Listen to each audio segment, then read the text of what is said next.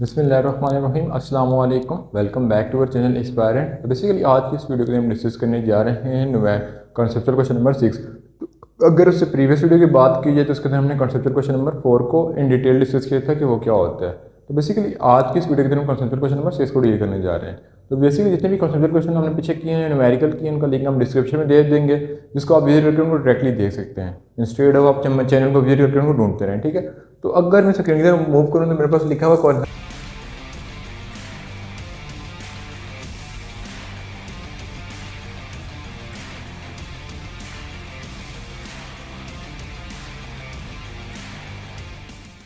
Number 6 में suppose you given a non zero vector A, mean कि हमारे पास एक वेक्टर हमें गिवन है जो कि जीरो नहीं है। ठीक है, नॉन जीरो मीन जीरो के अलावा कोई वेक्टर है।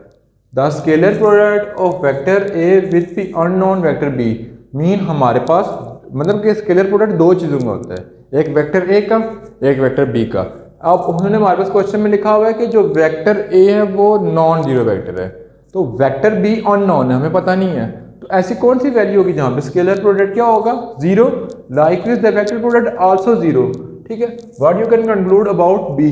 ठीक है, आप अगर क्वेश्चन में आपको समझाऊं तो मेरे पास बेसिकली स्टेटमेंट के अंदर लिखा हुआ है कि आपके पास एक ए वेक्टर गिवन है जो कि जीरो नहीं होना चाहिए। अब बी वेक्टर अननोन है, ठीक है, वो आपने खुद फाइंड करना है। ठीक है, तो बी वेक्टर को अपने ऐसे फाइंड करना है कि डॉट प्रोडक्ट भी उसका जीरो है और क्रॉस प्रोडक्ट भी जीरो है। तो अब डॉट प्रोडक्ट और क्रॉस प्रोडक्ट जो है वो कभी भी सेम जो है वो एंगल पे जीरो नहीं होते, तो हम कहेंगे कि बी वेक्टर क्या होगा, नल वेक्टर। ठीक है, तो इसका जो आंसर होगा yes.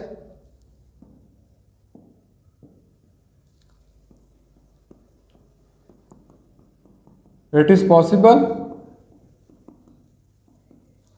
If B vector is null vector. ठीक है, अगर बी वेक्टर नल वेक्टर होगा तो हम कहेंगे कि ये पॉसिबल है। क्यों? क्योंकि अगर बात करें केस वन की, ठीक है, डॉट प्रोडक्ट कहाँ जीरो होता है, case one.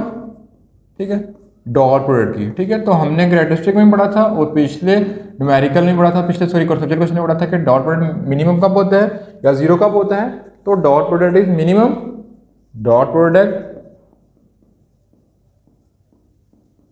Is zero when two vector are perpendicular. ठीक है, तो डॉट प्रोडक्ट मिनिमम कब होता है, जब दो वेक्टर परपेंडिकुलर हो। मीन के लेफ्ट को मेरे पास दो वेक्टर हैं, एक ये वेक्टर है वेक्टर ए और एक वेक्टर बी है। ठीक है, तो इनके दरमियान 90 का एंगल बन रहा होगा, तब डॉट प्रोडक्ट मिनिमम हो जाएगा, यानी A dot B is equal to A B cos of 90। तो कॉस ऑफ 90 कितना हो जाएगा, जीरो। तो डॉट प्रोडक्ट कहाँ पे जीरो आ रहा है, जब दो वेक्टर आपस में परपेंडिकुलर थे। अब केस टू में बात कर लेते हैं क्रॉस प्रोडक्ट की। ठीक है, केस टू क्रॉस प्रोडक्ट। ठीक है, अब क्रॉस प्रोडक्ट की बात की तो वो कब जीरो होता है कि cross product magnitude zero when two vector held parallel और एंटी पैरेलल।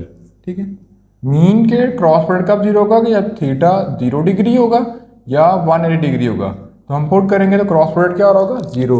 मीन अगर पैरेलल के केस में गया तो पैरेलल के केस में क्या हो जाएगा कि A cross B is equal to A B sine of 0 degree for parallel. ठीक है, और इसी के साथ अगर मैं करूँ एंटी पैरेलल के लिए, यानी A cross B is equal to A B sine of 180। ठीक है, 180 मीन एंटी पैरेलल। तो यहाँ पे भी जीरो आ रहा है, साइन ऑफ जीरो जीरो, और यहाँ पे भी जीरो आ रहा है। बेसिकली अगर हम ऊपर से कंक्लूड करें तो हमारे पास डिफरेंट वैल्यू पर डॉट और क्रॉस प्रोडक्ट जीरो आ रहे हैं। तो बेसिकली हम ये नहीं कह सकते कि जो है वो बी की वैल्यू नल वेक्टर के अलावा होगी। अब नल वेक्टर का मतलब क्या होता है, जीरो वेक्टर। ठीक है, अब वेक्टर जो है वो वेक्टर का मैग्नीट्यूड जीरो होता है, वेक्टर इटसेल्फ क्या होता है, नल वेक्टर बोला जाता है। ठीक है, यानी हमने पिछले क्वेश्चन में बात की थी कि vector product can never be zero. ठीक है, it's magnitude can zero if the vector product is zero then we said it is a null vector. Mean कि अगर कोई वेक्टर है उसका आंसर जीरो आ रहा हो, ठीक है, तो उसको बोला जाता है कि ये इसका मैग्नीट्यूड है। अगर ओवरऑल बात की तो जो मतलब कि वेक्टर प्रोडक्ट है वो नल वेक्टर होता है, ठीक है। आई होप सो की चीज़ आपको क्लियर होगी, ठीक है। तो हमने बेसिकली क्या देखा है कि डॉट प्रोडक्ट और क्रॉस प्रोडक्ट किसी एक वैल्यू पे बेसिकली जीरो नहीं आ रहे। अगर परपेंडिकुलर की बात की जाए तो डॉट प्रोडक्ट तो जीरो आ रहा है, लेकिन क्रॉस प्रोडक्ट जीरो नहीं आएगा, वो मैक्सिमम आएगा। और अगर इसी तरह बात कीजिए पैरेलल और एंटी पैरेलल की, तो डॉट प्रोडक्ट तो मैक्सिमम आएगा, क्रॉस प्रोडक्ट मतलब के मिनिमम, और 180 के लिए भी मिनिमम आएगा। तो बेसिकली हम क्या लिखेंगे, तो हम लिखेंगे फ्रॉम अबव, तो लिखेंगे from above two cases we conclude that two vector can never be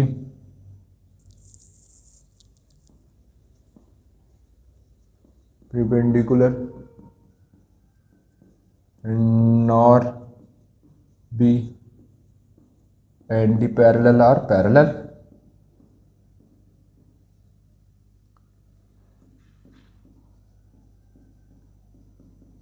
So we conclude B vector is a null vector, ठीक है।